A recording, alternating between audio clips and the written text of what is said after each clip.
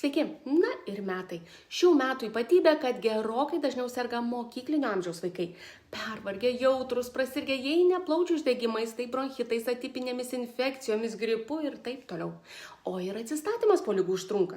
Juk mažųjų dienos ir miego režimą, mitybą dar įmanoma sureguliuoti, o mokiniams sunkiau. Nežinia, ar gerai pavalgo mokyklose, o ir krūvis nemenkas. Tad jei klausėte, kaip jiems padėti, noriu pristatyti naujieną Lietuvoje Royal Jelly Forte 2000. Maisto papildas imunitetui. Kiekvieno buteliuko sudėtyje yra bičių pienelio, natūrali ir vertinga gamtos dovana, labai koncentruotas, biologiškai aktyvus produktas, turintis ypač daug organizmui būtinų, naudingų maistinių medžiagų, aminorūgščių, baltymų, mikroelementų, antioksidantų ir vitaminų. Antioksidacinėmis savybėmis pasižyminčio vitamino C, B grupės vitaminų, kaip jų reikia tinkamai ir ramiai nervų sistemos veiklai ir psichologiniai ramybei, mangano, vario bei prebiotinį imunomoduliacinį poveikį turinčio inulino.